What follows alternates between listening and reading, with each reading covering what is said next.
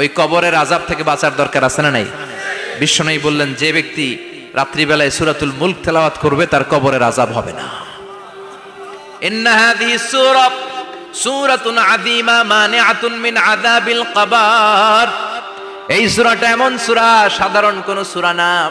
এই সূরাতুল মুলক যে রাত্রিবেলায় তেলাওয়াত করবে তার কবরের আযাব থেকে তারে বাঁচিয়ে দিবে কে? নাম্বার 1 ফাজিলাত, স্ট্যাটাস মনে থাকবে তো। 2 নাম্বার স্ট্যাটাস, শাফাআত লি সাহিবিহা। এই সূরাটা, এই সূরার তেলাওয়াতকারীর জন্য কিয়ামতের দিন সুপারিশ করবে। কোরআন সুপারিশ করবে, চারটেখানি কথা না। কোরআন যদি আপনার বিরুদ্ধে দাঁড়ায় আপনার জান্নাত ক্যান্সেল, আর কোরআন যদি আপনার ব্যাপারে আল্লাহর কাছে রেকমেন্ডেশন করে জান্নাত আপনার জন্য ওয়াজিব করে দিবে কে? এজন্য বিশ্বনবী বললেন শাফাআত লি সাহিবিহা, কিয়ামতের দিন তেলাওয়াতকারীর জন্য আল্লাহর কাছে সুপারিশ করবে। 2টা গেল। 3 নাম্বার, বিশ্বনবী বললেন খাসামাত আন সাহিবিহা। এই সূরাটা কিয়ামতের দিন এই সূরার তেলাওয়াতকারীর পক্ষ নিয়ে আল্লাহর সাথে ঝগড়া করা শুরু করে দিবে। আল্লাহর সাথে ডিবেট করবে, ঝগড়া করবে, যতক্ষণ না হাত্তা আদখালাহুল্লাহুল জান্নাহ। হাদিসের টেক্সট হচ্ছে যে যতক্ষণ না আল্লাহ তাআলা তাকে জান্নাতে না ঢুকায় ততক্ষণ ওই সূরার তেলাওয়াতকারীর পক্ষ নিয়ে আল্লাহর সাথে বিতর্ক, ঝগড়া, তর্ক চলতেই থাকবে। আবার বিশ্বনবী বললেন মান ক্বারা বিহা ফি লাইলাতিন ফাকাদ আকসারা ওয়া আতওয়াবা। রাত্রিবেলা এই সূরাটা যে তেলাওয়াত করবে পুরো রাত্রিটারে বরকতময় করে দিবে কে? এজন্য বিশ্বনবী আবদার করে, আবেদন করে আমাদের কাছে বলে গিয়েছেন, আমি চাই আমার প্রতিটা উম্মতের হৃদয়ে এই সূরাটা গাঁথা থাক। আমি চাই আমার প্রতিটা উম্মতের সিনার ভিতরে এই সূরার 30টা আয়াত গ্রথিত করা থাক। সুবহানাল্লাহ পড়েন। মাত্র 30টা আয়াত মুখস্থ করতে রাজি আছেন? 1 মাসে কয়দিন? প্রতিদিন একটা করে আয়াত মুখস্থ করলে এই সূরা মুখস্থ করতে লাগবে কয়দিন? তো এটা আপনাদের বাড়ির কাজ, মাইথার দিয়া বাসীদের বাড়ির কাজ। হায়াতে আল্লাহ বাঁচায় রাখলে আবার কখনো দেখা হলে জিজ্ঞেস করবো যে মুলক মুখস্থ হয়েছে কিনা। কে কে মুখস্থ করবেন না হাত তোলেন। সবাই করবেন? এবার কে কে মুখস্থ করবেন হাত তুলে আমার না আল্লাহর দেখান। আল্লাহ তুমি কবুল করো। আরো জোরে পড়েন আমিন। হাত নামান। এই সূরাটা it's an eye opener for you. এটা আপনার চোখ খুলে দিবে। এই সূরাটা আপনার চোখকে খুলে দিবে, আপনার ঘুমন্ত বিবেককে জাগিয়ে তুলবে। স্রষ্টার ব্যাপারে আপনার যদি কোনো সাসপিশন থাকে, সন্দেহ থাকে, এই সন্দেহের পাহাড়কে ভেঙে এই সূরা চুরমার করে দিবে। চিল্লায় বলেন সুবহানাল্লাহ। আল্লাহ ডেকে বলে, গোলাম কিছু কিছু নাস্তিক আছে আমারে খুঁজে পায় না। এরকম কপাল পোড়া নাদান নাস্তিক বাংলার জমিনেও আছে না নেই? এরা বলে আনসিন ইজ নাথিং, যেটা দেখা যায় না ওইটা মানি না, বলে না? Do you see the air in the atmosphere? বাতাসে, বায়ুমণ্ডলে যে বাতাস ঘুরে বেড়ায় এটা কি তুমি দেখো? তো মানো কেন? Why do you believe on that? Why do you believe on air? বাতাস বিশ্বাস করস কেন? কপাল পোড়া নাস্তিকরা বাতাস মানে না। কথা কন। মাথার ব্যথায়, মাইগ্রেনের পেইনে যখন কেউ চিৎকার করে তার মাথার ব্যথা দেখা যায়। আমার এখন প্রচন্ড মাথা ব্যথা যদি হয় আপনারা দেখতে পাচ্ছেন তো নাস্তিকরা কি মাইগ্রেনের পেইন বিশ্বাস করে না? মাথা ব্যথা বিশ্বাস করে কি করে না? বাতাস বিশ্বাস করে কি করে না? কয় আনসিন ইজ নাথিং, যেটা দেখি না ওইটা বিশ্বাস করি না। কপাল পোড়া। আল্লাহ ডেকে বলে, গোলাম আমার সৃষ্টির দিকে তাকা, আকাশের দিকে তাকা, বাতাসের দিকে তাকা, সাগরের দিকে তাকা। সাগরের মধ্যে আমি আল্লাহ আছি না নাই? বিশাল বড় বড় পাহাড়ের দিকে তাকা, ঝর্ণার দিকে তাকা, ঝর্ণার মধ্যে আমি আছি না নাই? ঝর্ণা ঝর্ণা ঝর্ণা রে, বলনা বলনা বলনা রে, কার বিরহে পাগল পাড়া তুই, কার মিলনে ফুল ফসলে ভরা রে তোর দুকুল বই, কার মিলনে ফুল ফসলে ভরা রে তোর দুকুল বই। ঝর্ণা ঝর্ণা ঝর্ণা রে, বলনা বলনা বলনা রে, কার বিরহে পাগল পাড়া তুই। সুবহানাল্লাহ পড়েন। ঝর্ণার দিকে তাকাও, সাগরের দিকে নজর করে দেখো, বিশাল পাহাড়ের দিকে নজর করে তাকাও, ওই পাহাড়ের মধ্যে আল্লাহরে খোঁজে বাবা। চিল্লায় বলেন ঠিক কিনা? এদিন ইমাম আবু হানিফার হাতে হাত রেখে শাহাদা বাক্য পাঠ করেছে। সুবহানাল্লাহ পড়েন। ঝিনুকের ভেতর লুকিয়ে থাকে যেমন মতি, ঝিনুকের ভেতর লুকিয়ে থাকে যেমন মতি, কালমা শাহাদাতে আছে আল্লাহর জ্যোতি, কালমা শাহাদাতে আছে আল্লাহর জ্যোতি। সুবহানাল্লাহ পড়েন। এই জ্যোতি যার হৃদয়ে একবার টাচ করে তার জন্য জান্নাতকে খুলে দেয় কে? এজন্য এই সূরা পড়লে নাস্তিকরা নাস্তিক থাকবে না। নাস্তিকদের জন্য এখানে আল্লাহ মেডিসিন দিয়েছেন, কিছু ডোজ দিয়েছেন। আলহামদুলিল্লাহ পড়েন। এই সূরা থেকে আমরা কিছু সময় কথা শুনবো। শুনতে রাজি আছেন তো? সূরার নাম চিল্লায় বলেন কি নাম? মুলক। মুলক মানে কি? মুলক মানে রাজত্ব, মুলক মানে ক্ষমতা, মুলক মানে পাওয়ার, মুলক মানে কিংডম। সুবহানাল্লাহ পড়েন। রব্বুল আলামিন বলেন তাবারাকাল্লাযী বিয়াদিহিল মুলকু ওয়া হুয়া আলা কুল্লি শাইইন কাদির। সুমহান সেই সত্তা যার হাতে ক্ষমতা আর তিনি সব বিষয়ে ক্ষমতাশীল। সুবহানাল্লাহ।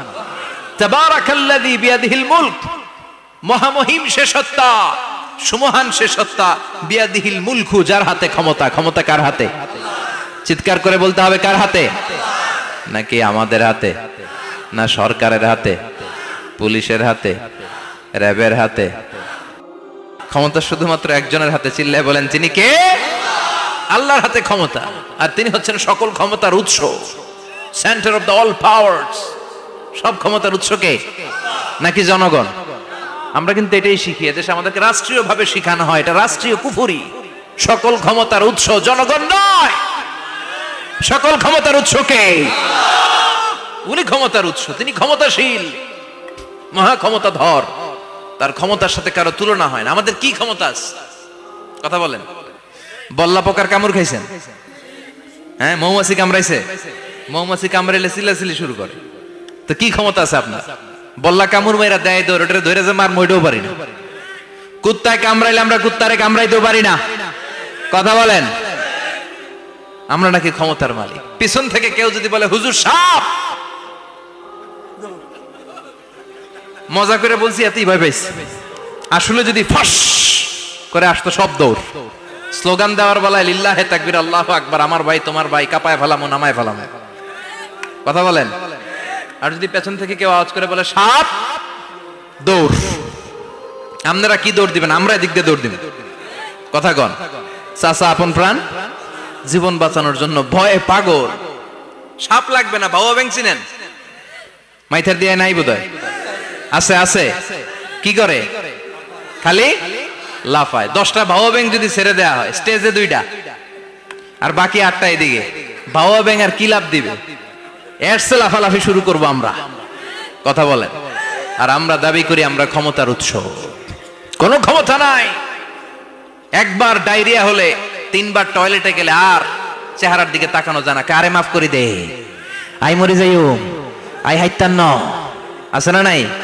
তো পারবেন না কেন? আপনি না ক্ষমতার উৎস, আপনি না ক্ষমতার উৎস। আরে আপনার তো কোনোই ক্ষমতা নাই। খলিকাল ইনসানু দাঈফা, মানুষকে দুর্বল থেকে দুর্বল করে তৈরি করেছে কে? এজন্য রব্বুল আলামিন বলেন তাবারাকাল্লাযী বিয়াদিহিল মুলকু ওয়া হুয়া আলা কুল্লি শাইইন কাদির। সুমহান সেই সত্তা যার হাতে ক্ষমতা। চিল্লায় বলেন ক্ষমতা কার হাতে? আমাদের হাতে কোনো ক্ষমতা নাই। আমরা হলাম দুর্বল। আমরা কি? দুর্বলের ঘরের দুর্বল। আমরা যখন জন্মেছিলাম দুর্বল। আমার ছোট্ট একটা মেয়ে আছে, আমি অবাক হয়ে থাকি যে আমিও তাইলে ছোটবেলায় এরকম ছিলাম। না খাওয়ালে খেতে পারে না, পেশাব পায়খানা করে, ঘর নষ্ট করে, বমি করে। 120 দিনের আগে মানব শিশুর দেহের ভিতরে কিন্তু রুহের ফুৎকার হয় না। সহিহ বুখারীর বর্ণনা। 40 40 40 340 কত? কথা বলেন।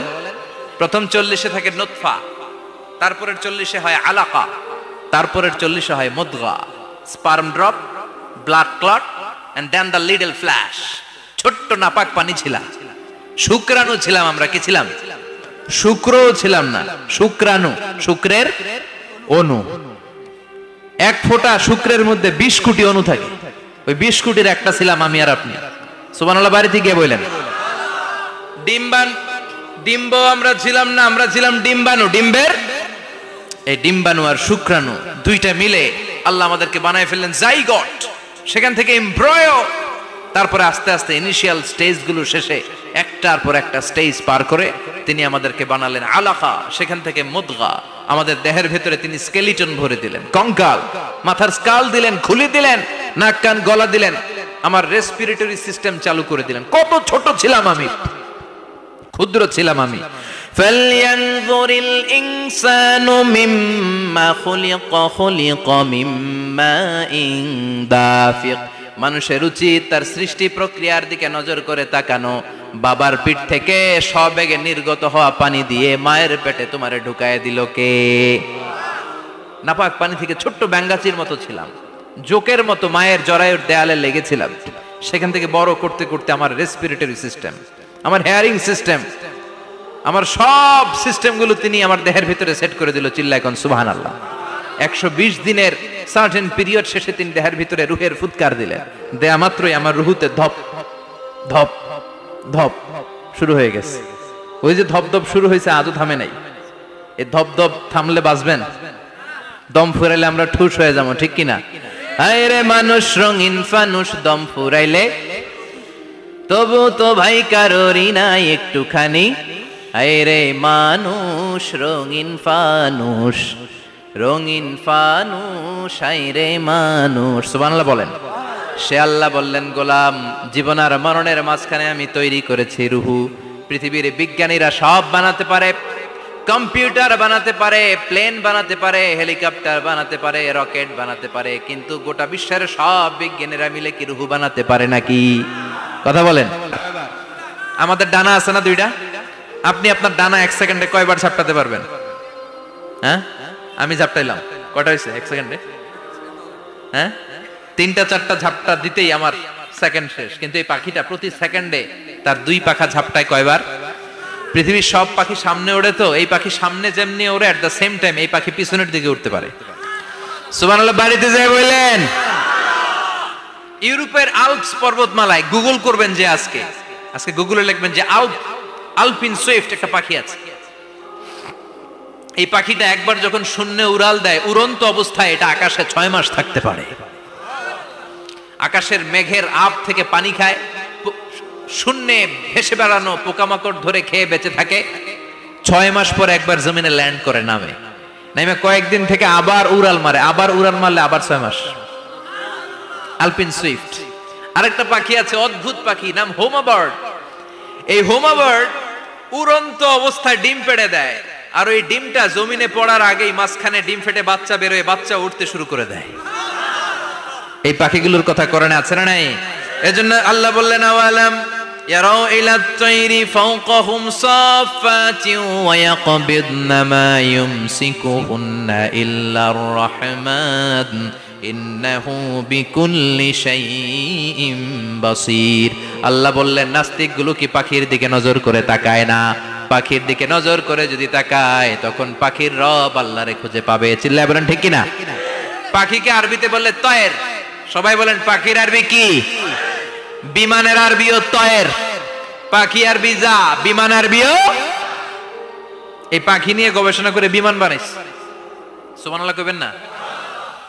আমরা বানাই নাই, আমরা তো খোঁচাখুচিতে ব্যস্ত, আমরা আছি ফতুয়া নিয়ে ব্যস্ত। তুই 20 কারণে কাফের, তোর চাচা 90 কারণে কাফের। তোর চাচা মরলে যেই জায়গায় কবর দেয়া হবে, ওই কবরের মাটির উপরে যে ঘাস উঠবে, ওই ঘাস যে গরু খাবে, ওই গরুর দুধ যে খাবে, ও কাফের। আছে না নাই? খালি কাফের ফতুয়া দেয় ব্যস্ত। আমরা ফতুয়া নিয়ে রইলাম, আর ওরা সব আবিষ্কার করে ফেললো। উইলবার রাইট আর অরভিল রাইট, এই 2 ভাই 1903 সালে এই বিমান আবিষ্কার করেছে, এই আয়াতের উপর গবেষণা করে। আওয়ালাম ইয়ারাউ ইলা তাইর, ওরা কি পাখি নিয়ে ভাবে না? আমাদের তো ভাবার সময় নেই, আমরা আছি মদ নিয়ে, আর নারী নিয়ে, আর জুয়াবাজি নিয়ে। চিল্লায় বলেন ঠিক কিনা? এমন অনেক মন্ত্রীদের হোটেল আছে যেখানে পতিতালয়ের আড্ডাখানা। চিল্লায় বলো ঠিক কিনা? মুসলমান রাজ মদ আর নারী নিয়ে ব্যস্ত, আর ইহুদি খ্রিস্টানরা আমাদের সব ঐতিহ্যকে ধারণ করেছে। উইলবার রাইট অরভিল রাইট গবেষণা শুরু করে দিল। পাহাড়ে শুয়ে শুয়ে 2 ভাই খালি পাখির ছবি আঁকে, কেমনে পাখিগুলো ডানা ঝাপটা মেরে ওঠে, কেমনে নামে। গবেষণা করতে করতে করতে প্লেন বানায় ফেললো।